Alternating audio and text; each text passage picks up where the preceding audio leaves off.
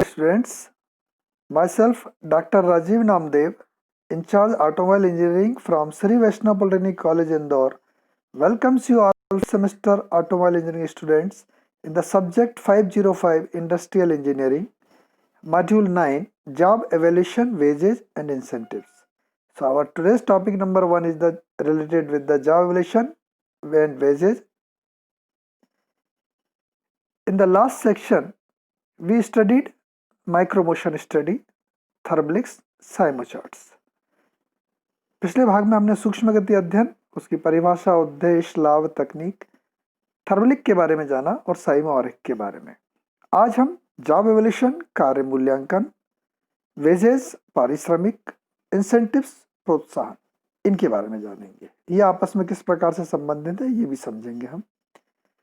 So in this section we will study, इस भाग में हम पढ़ेंगे जॉब एवोल्यूशन, कार्य मूल्यांकन की परिभाषा, डेफिनेशन, ऑब्जेक्टिव्स, उद्देश्य, स्कोप, कार्यक्षेत्र, सिस्टम्स, पद्धतियां।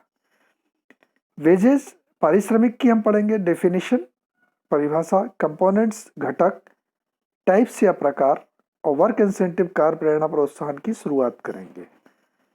हम इस वीडियो को समाप्त करेंगे समरी, असाइनमेंट और पठन के सुझाव के साथ। Let's start our lecture with the job evolution, कार्य मूल्यांकन की परिभाषा, डेफिनेशन।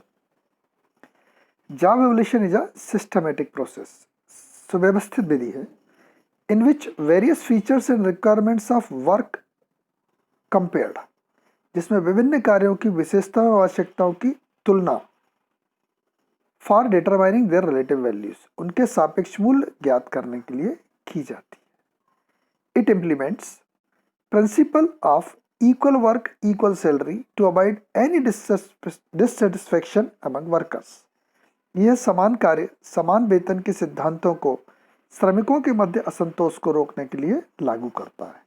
तो जॉब एवोल्यूशन को देखा जाए तो पहली चीज़ है कि ये एक सिस्टमेटिक प्रोसेस है जो कि वर्क्स को कंपेयर करती है। जो यदि दो वर्कर डिफरेंट ग्रेड में है या सेम ग्रेड में है तो वहाँ पर ये कंपेयर करती है वर्क को। साथ साथ में ये equal work equal principle, equal work equal salary के प्रिंसिपल पर वर्क करती है। इसके उद्देश्य ऑब्जेक्टिव्स के बारे में जाने तो सबसे पहली चीज जो हमने अभी जानी, to determine relative values of various works in organization. कई तरह के कार्य होते हैं, उनके आपस में जो सापेक्ष मूल्य है संगठन में, उनको ज्ञात करना।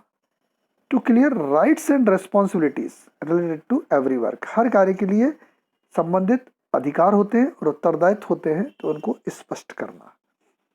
To maintain normal relation between employer and employee, industry को अच्छे तरीके से चलाने के लिए, प्रोडक्टिविटी बढ़ाए रखने के लिए, बढ़ाने के लिए नियोक्ता और कर्मचारियों के मध्य संबंध सामान्य होना चाहिए, तो ये उसको बनाए रखता है।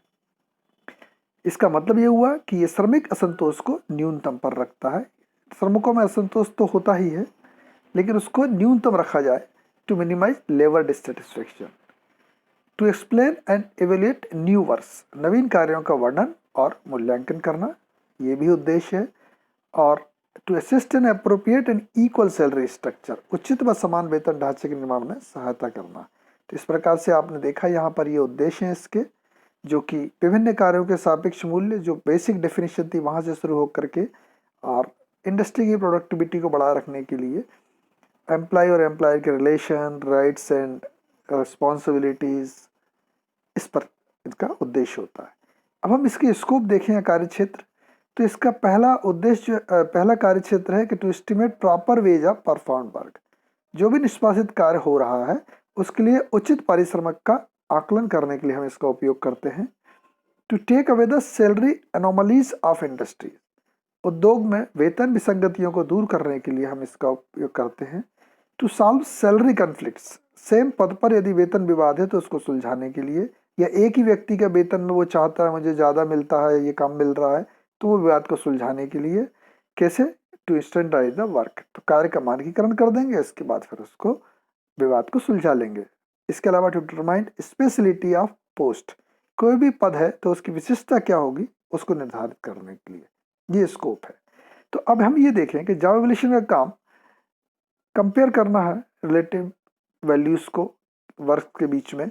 तो इसमें हम कुछ सिस्टम्स यूज करेंगे जो दो प्रकार के होते हैं। पहला है नॉन क्वांटिटेटिव सिस्टम, अमात्रात्मक पद्धति।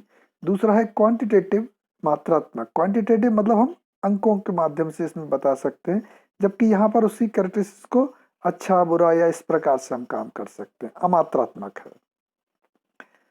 तो जावा रैंकिंग मेथड में देखें, जो पहली है नॉन क्वांटिटेटिव में कार्यक्रम विधि। In this system depending on work requirements various jobs are ranked from low to high और vice versa high to low, ये भी हो सकता है। तो इस पद्धति में कार्य आवश्यकताओं के आधार पर विभिन्न कार्यों को निम्न से उच्च या फिर उच्च से निम्न भी रखा जा सकता है।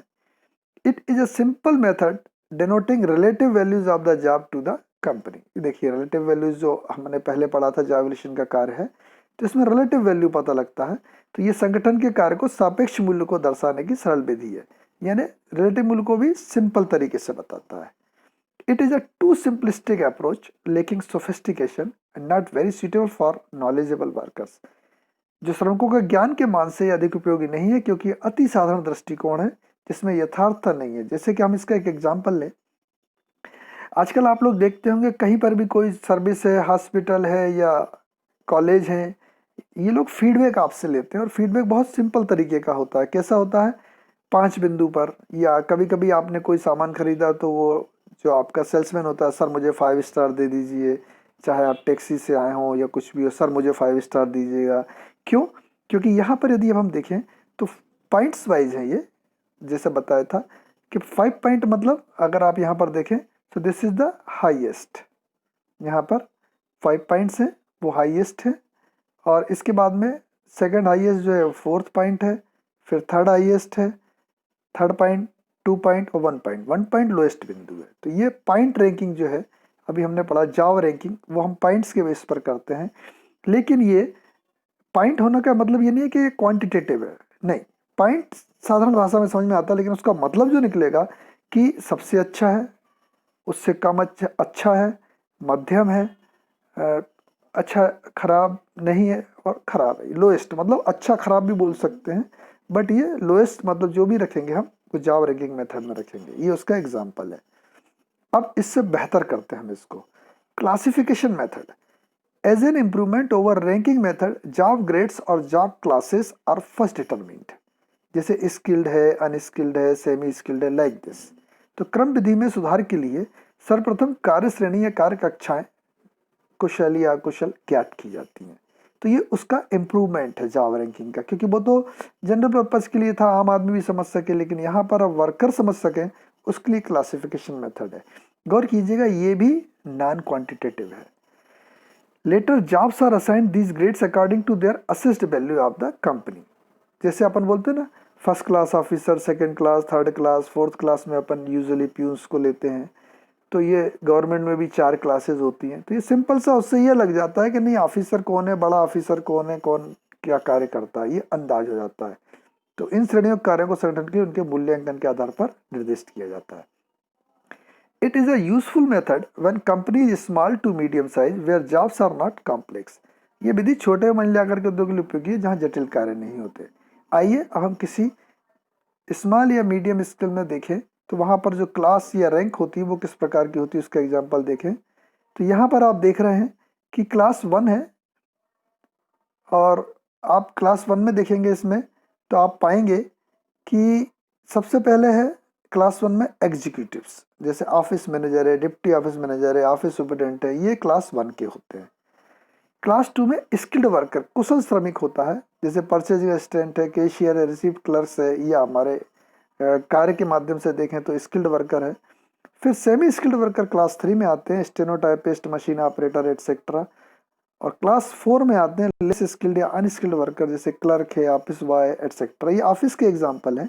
यदि हम फैक्ट्री का लें तो जो अनस्किल्ड वर्कर है वो क्लास 4 में है, सेमी स्किल्ड जो है वो क्लास 3 में है, और स्किल्ड वर्कर जो है वो क्लास 2 में है। ये वर्कर्स की कैटेगरी, ऑफिसर्स की नहीं। और सुपरवाइजर जो है वो क्लास 1 में है। मैनेजर्स के उसमें अलग होगा, बट ये एक क्लासिफिकेशन मेथड है। ये थी हमारी नॉन क्वांटिटेटिव। अब हम क्वांटिटेटिव में देखें, पॉइंट रेटिंग, मतलब इसमें आपको कुछ वैल्यूज दी जाएगी, मात्रा दी जाएगी। This is a very popular method, ये लोकप्रिय विधि है। In this method characteristic factors that are common to all jobs are allotted points. इस विधि में विशेष कारक जो कि सभी कार्यों में होते हैं इनको बिंदु आवंटित किए जाते हैं। जैसे देखिए अब हम इस पे बात करते हैं यहाँ पर।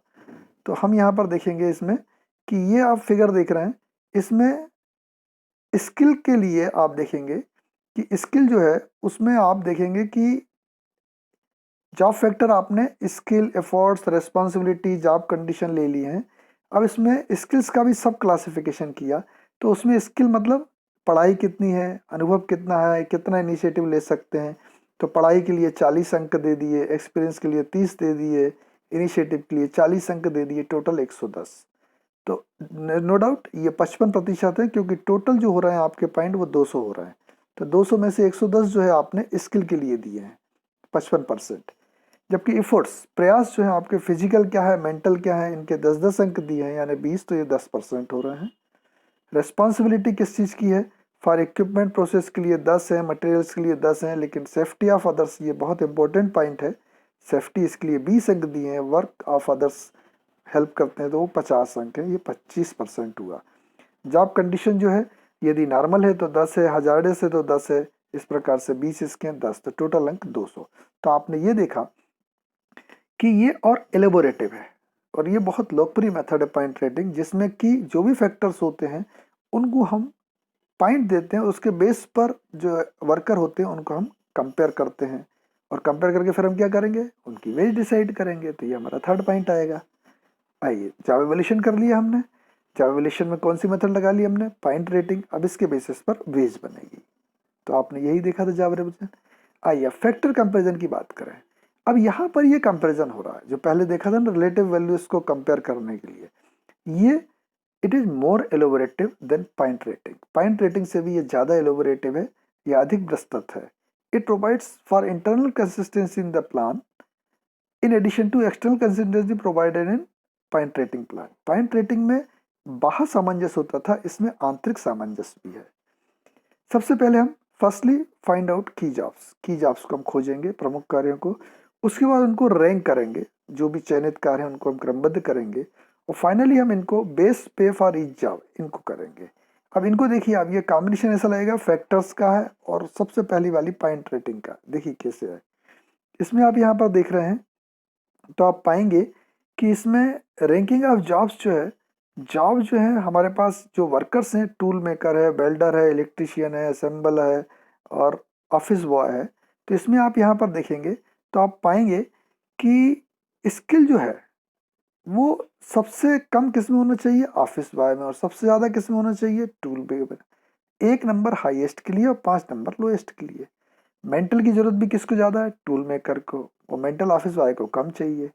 फिजिकल में देखें आप तो वेल्डर, मतलब आप देखें असेंबली करने वाला ज़्यादा फिजिकल वर्क कर रहा है, जबकि ये ऑफिस बॉय का कम है। रिस्पॉन्सिबिलिटी जो ज़्यादा है वो सबसे ज़्यादा किसकी है, टूल मेकर की, वेल्डर की, इलेक्ट्रिशियन की। लेकिन असेंबलर क्या है, चूंकि उसको रेडीमेड पार्ट मिल रहा है, वो केवल असेंबल कर रहा है, तो उसकी रिस्पॉन्सिबिलिटी कम है, और ऑफिस बॉय की और उससे कम है। वर्किंग कंडीशन जो है आप देखें कि सबसे अच्छी जो है वो ऑफिस, मतलब यहाँ पर 1 नंबर दिया गया ऑफिस बॉय को, और क्योंकि उसको ऐसा कुछ ज़्यादा हजार्डियस वर्क नहीं करना है। लेकिन यहाँ पर इलेक्ट्रिशियन जो है, जो चूँकि सेफ्टी पॉइंट आप देखें तो करंट लगने का जो खर्च होता है उसको 5 नंबर दिए गए हैं। तो इस प्रकार से रैंकिंग ऑफ जॉब की जाती है। तो ये हमारे थे चारों जॉब एवोल्यूशन के सिस्टम्स। तो इस प्रकार से हम जॉब एवोल्यूशन ये कंप्लीट करते हैं, जिसमें हमने इसकी डेफिनेशन देखी है, उसके ऑब्जेक्टिव्स देखे हैं, उसके स्कोप्स देखे हैं, और उसकी 4 सिस्टम्स देखे हैं, 2 क्वांटिटेटिव और 2 नॉन क्वांटिटेटिव।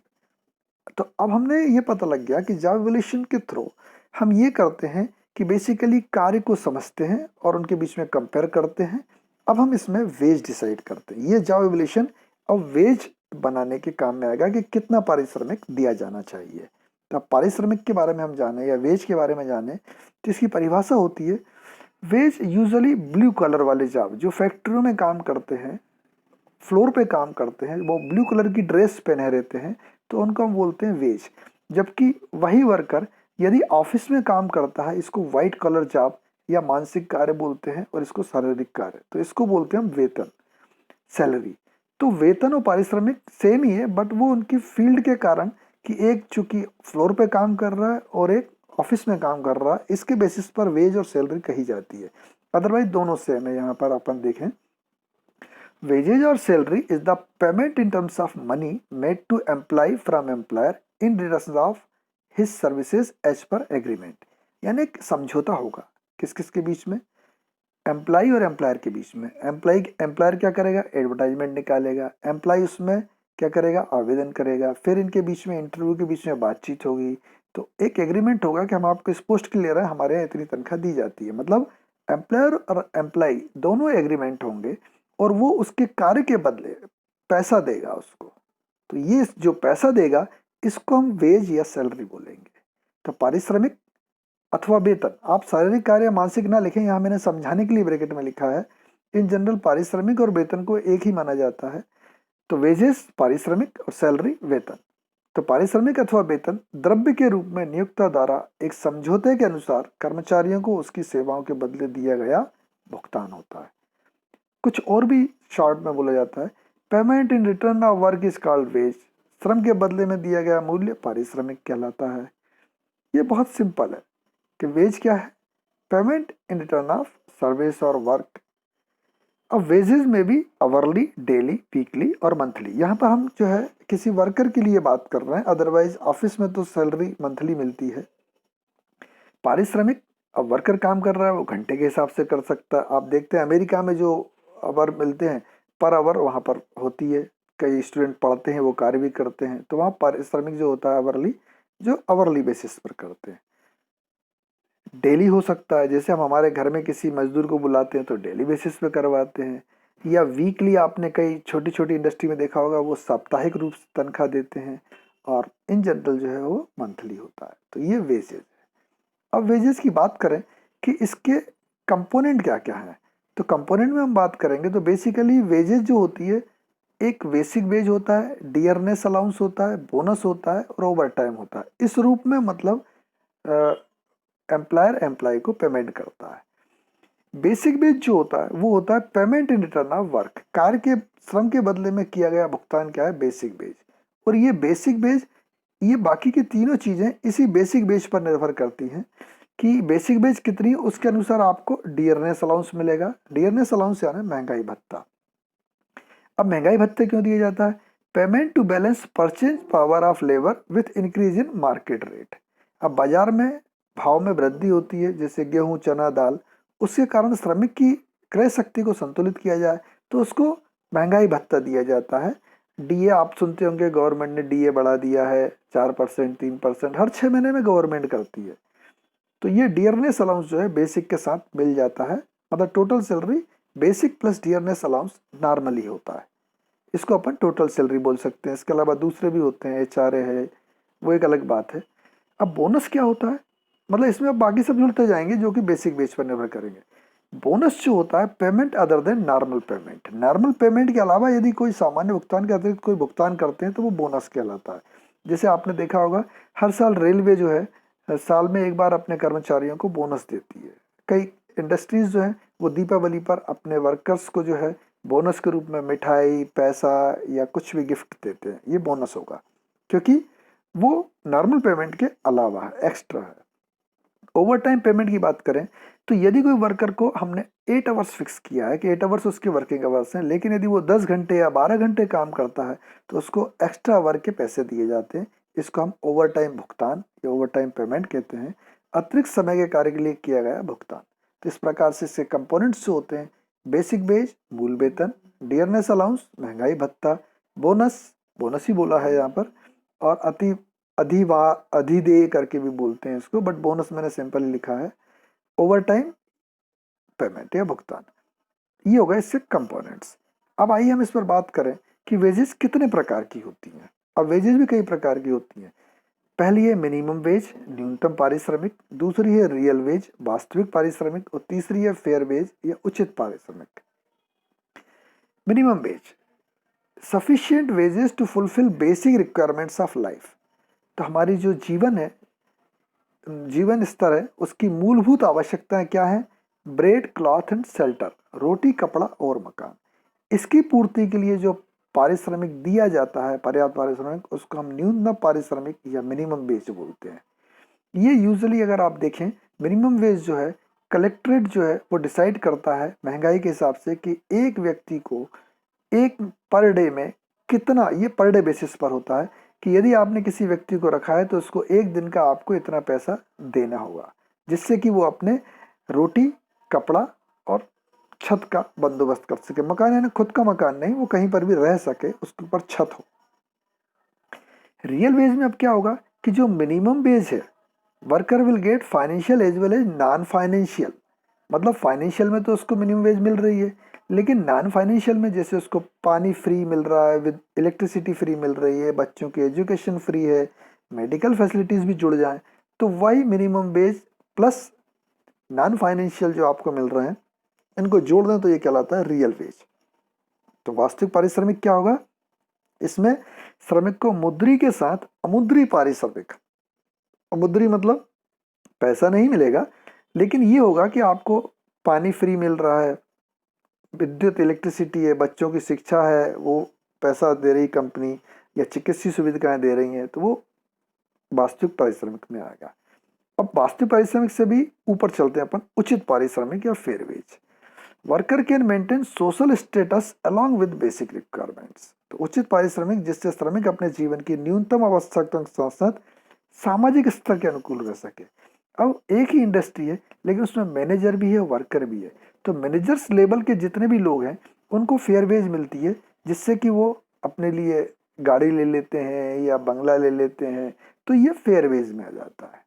तो इस प्रकार से मिनिमम वेज वर्कर से शुरू होकर के रियल वेज, ये भी जो बड़ी बड़ी कंपनियां हैं वो रियल वेज देती हैं, जिसमें कि फ्री ट्रांसपोर्टेशन, वाटर, इलेक्ट्रिसिटी, रहने के लिए भी इवन देते हैं, और फेयर वेजेस जो है वो और है। तो इस प्रकार ये तीन मुख्य प्रकार हैं, और भी कई प्रकार के हैं, बट हमारे सिलेबस के अनुसार मैंने ये तीन लिए हुए हैं। तो ये तीन प्रकार की वेज होती है। तो अब आप ये समझ गए कि जॉब एवोल्यूशन के द्वारा ये बताया गया कि कार्य क्या है, कैसे किया जाना है, अब उस कार्य के लिए कितनी वेज होना चाहिए, मिनिमम, रियल या फेयर वेज, वो उस पर डिपेंड करेगा। तो मतलब वेज जो है वो डिसाइड होती है जॉब एवोल्यूशन के थ्रू, कि कार्य क्या है उसके अनुसार वेतन। और ये भी है कि यदि एक ही पद पर आप व्यक्तियों को रख रहे हैं तो उनका वेतन एक समान होना चाहिए। अब उसमें अनुभव यदि ज़्यादा है तो उसको बढ़ा के देते हैं, आपने देखा होगा। तो इस प्रकार से वेजेस के हमने जो पढ़े, डेफिनेशन, उसके कंपोनेंट्स और उसके टाइप्स। अब हम देखते हैं वर्क इंसेंटिव्स क्या होते हैं। आपने देख लिया कि जॉब कर लिया है, वेजेस कर लिए, अब कार्य प्रेरणा या प्रोत्साहन, वर्क इंसेंटिव, कोई यदि अच्छा कार्य कर रहा है तो उसको प्रोत्साहन मिलना चाहिए। तो work incentive is a reward to worker for his good work performance, यानी वेज के अतिरिक्त होगा। प्रोत्साहन किसी श्रमिक द्वारा उत्तम कार्य निष्पादन हेतु उसको दिए जाने वाला पुरस्कार है। वर्क परफॉर्मेंस इंक्लूड्स, ये जो वर्क इंसेंटिव दिया जा रहा है उसकी कार्य निष्पादन में क्या क्या देखा जाता है, amount and quality of work, कार्यों की मात्रा एवं गुणवत्ता, यानी कि ज़्यादा बनाए और बेहतर बनाए। Best utilisation of materials and machine, पदार्थ एवं मशीनों का सदुपयोग करे, कोई वेस्टेज कम से कम हो। और इफिशियंसी ऑफ वर्कर, श्रमिक की दक्षता, जब वो बेहतर क्वालिटी का और ज़्यादा बनाएगा तो ऑफकोर्स उसकी दक्षता जो होगी वो ज़्यादा हो जाएगी। It is classified mainly into two categories. ये जो है कार्य प्रेरणा या प्रोत्साहन, ये दो प्रकार के होते हैं, फाइनेंशियल या नॉन फाइनेंशियल, वित्तीय प्रोत्साहन, अवित्तीय प्रोत्साहन। आइए हम देखें वित्तीय प्रोत्साहन, अवित्तीय प्रोत्साहन, इसको एक डायग्राम के थ्रू देखते हैं। इंसेंटिव्स या प्रोत्साहन दो प्रकार के होते हैं, फाइनेंशियल, वित्तीय या नॉन फाइनेंशियल। फाइनेंशियल में भी दो प्रकार के हो गए, एक तो डायरेक्ट कैश में दे रहे हैं आप, मनी के रूप में दे रहे हैं, दूसरा नॉन मनी के रूप में या अमुद्री रूप में दे रहे हैं। क्योंकि यदि ये नहीं देते तो इसके लिए उसको पैसे खर्च करना पड़ते, तो वो पैसे खर्च नहीं कर रहा है, वो कंपनी ही कर रही है। लेकिन फाइनेंशियल जो है वो कंपनी पर लोड आ रहा है, लेकिन जो वर्कर है उसको कैश नहीं मिल रहा है, बल्कि वो सुविधाएं मिल रही हैं। जैसे आप मनी के बारे में बात करें, मुद्रा के बारे में, आपने बोनस दी, आपने मिनिमम वेज दिया, बोनस दिया, या कोई कमीशन दिया, जो सेल्स में यूजुअली कमीशन भी चलता है, तो ये सारे के सारे जो हैं फाइनेंशियल हैं। अब नॉन फाइनेंशियल में, नॉन मनी में, सॉरी, मनी में और नॉन मनी, नॉन फाइनेंशियल तो अलग ही है। तो नॉन मनी जिसमें आपने पैसे नहीं दिए हैं, लेकिन उसके लिए पैसे कंपनी को लग रहे हैं। Free education, free education worker के लिए, लेकिन एजुकेशन में जो पैसा लग रहा है वो तो कंपनी दे रही, तो फाइनेंशियल हो जाएगा। ट्रांसपोर्ट, आप उनको ट्रांसपोर्ट फैसिलिटी दे रहे हैं, कैंटीन फैसिलिटी दे रहे हैं या मेडिकल फैसिलिटी दे रहे हैं, ये सारी की सारी वर्कर के लिए नॉन मनी है। मतलब वो ये नहीं कह सकता कि मुझे साहब बाहर पढ़ाना है तो आप मुझे पैसा दे दो पढ़ाने का, वो आप मुझे रिफंड कर दो। कंपनी ये नहीं बोली, कंपनी बोली कि नहीं आप यहाँ पढ़ाइए, यहाँ पर हम दे। जैसे कि कई कंपनी है जिनके हॉस्पिटल फिक्स हैं, आप वहाँ जाएंगे तो पैसे नहीं देना पड़ेंगे, लेकिन यदि आप किसी और जगह जाएंगे तो आपको पैसे देना पड़ेंगे। तो ये फाइनेंशियल है कंपनी के लिए, लेकिन वर्कर के लिए कैश हो सकता है या काइंड के रूप में, मुद्रा के रूप में या मुद्रा के रूप में। अब नॉन फाइनेंशियल भी होते हैं जिसमें पैसा खर्च नहीं होता है। यदि कोई वर्कर अच्छा कार्य करता है, उसको आपने प्रमोशन दे दिया तो ये नॉन फाइनेंशियल है। इसके बाद अब आप ये नहीं कह सकते कि प्रमोशन के कारण मतलब उसको पैसे बढ़ जाएंगे, नहीं। प्रमोशन अमंग द वर्कर्स, यदि किसी को प्रमोट करते हैं तो वो उसके लिए क्या कहलाएगा, प्रोत्साहन। या उसने अच्छा वर्क किया तो उसको अवार्ड दिया, उसका सम्मान किया, रिवार्ड दिया, या उसकी जॉब की सिक्योरिटी हुई, ये सभी कहलाते हैं नॉन फाइनेंशियल। तो इस प्रकार से आज के इस वीडियो में हमने जॉब एवोल्यूशन कार्य मूल्यांकन की परिभाषा, डेफिनेशन, उद्देश्य, ऑब्जेक्टिव्स, कार्यक्षेत्र, स्कोप और सिस्टम्स, पद्धतियां जानी। साथ में वेजेज या पारिश्रमिक की डेफिनेशन, परिभाषा, कंपोनेंट्स, घटक, टाइप्स और प्रकार, और उसके साथ साथ हमने कार इंसेंटिव्स की, वर्क इंसेंटिव्स की शुरुआत कर दी है। अब हम इसको नेक्स्ट वीडियो में और आगे पढ़ेंगे कि वर्क इंसेंटिव प्लान्स क्या होते हैं, उसके बारे में हम नेक्स्ट वीडियो में जानेंगे। इसका मतलब ये हुआ कि अब आप ये प्रश्नों का उत्तर आराम से लिख सकते हैं कि what do you mean by job evolution, right it's objectives and scopes. कार्य मूल्यांकन से आप क्या समझते हैं, इसके उद्देश्य एवं कार्य क्षेत्र को लिखिए। एक्सप्लेन जॉब एवोल्यूशन सिस्टम्स, कार्य मूल्यांकन पद्धतियों का वर्णन कीजिए। पारिश्रमिक को परिभाषित कीजिए और इसके घटक लिखिए। पारिश्रमिक के कितने प्रकार होते हैं, टाइप्स ऑफ वेजेस, या what do you mean by work incentives. So this is, अब आप इसको पढ़ने के लिए यहाँ पर बुक्स की लिस्ट है, हिंदी में भी है, इंग्लिश में भी है। आप इनके माध्यम से और आगे डिटेल में पढ़ सकते हैं। So this is all about our this video. Thank you very much for